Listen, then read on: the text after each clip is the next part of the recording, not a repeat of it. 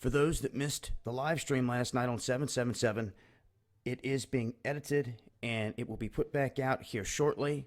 It was titled, What is Going On? And we talked a lot about what I want to touch on here for those that missed it.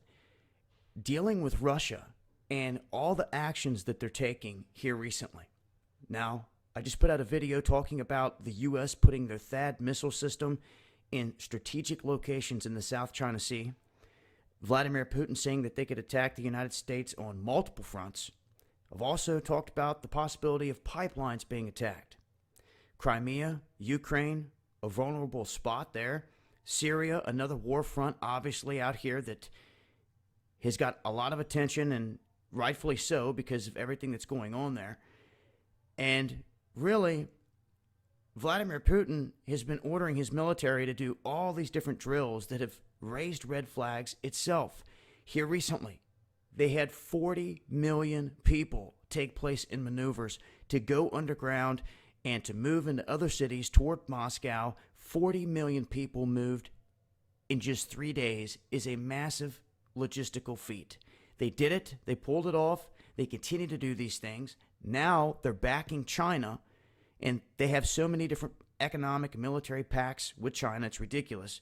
But once again, they're coming together with China against this THAAD missile system, and they're teamed up. Now, to top all of this off, with all that talk up to this point, we have Vladimir Putin in Russia calling back students from abroad, across the globe. Now, when I looked into this, I was seeing if there was anything specific, but there was 5 different Russian officials that were cited in stating this, that they're wanting parents or anyone that even has a Russian citizenship, they can still make it back to the quote-unquote motherland, to come back now. They're also urging all of these students at these universities to not wait to the end of the school year and to come back now.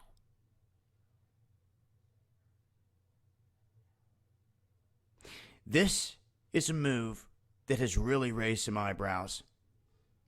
And it looks really like Russia is in a full stance to get ready to go to war. I mean, you can't pick another country on this planet that has been holding the drills and conducting the exercises and making the moves that Russia has been making, from the Arctic all the way down to the border of all these other countries and into Crimea. And with China having their back, they're a formidable force.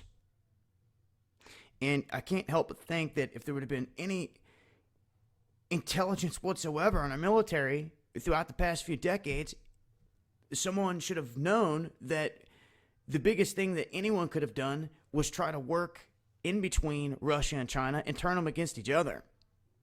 Not have them sitting back to back, having each other's back, it being this huge power block. It seems that wasn't never done.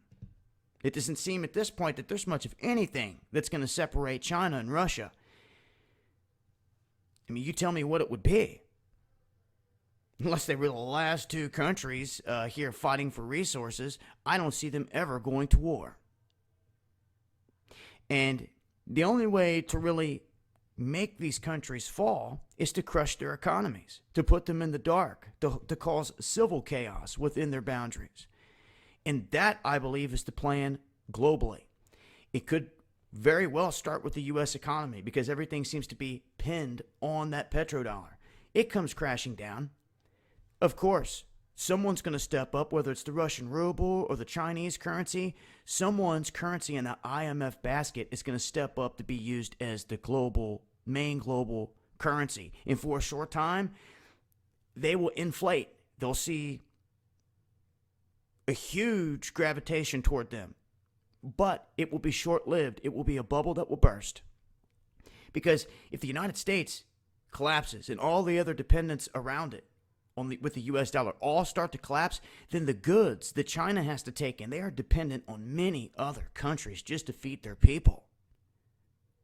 You see, when that breaks down, then their economy starts to break down. And once that goes, Eventually, they fall like dominoes. And I can't help but think that that is the perfect master plan for these so-called elites to usher in a new world order. How are you going to install a new world order globally unless they all fall? You see, at this point, Russia calling back its people, definitely something to pay attention to. Now, I'll be going live, Dabu777, this Friday, 8 p.m. Eastern, talking about updates to all types of things. Also, make sure to follow me on Twitter. I put out updates on the daily there about anything. If it's an update to this video, the quickest way to get it out is through Twitter. And that's where it sits. I really think it's something to pay attention to. If you start to see countries, leaders calling back their people abroad, across the globe, man, that's something to pay attention to.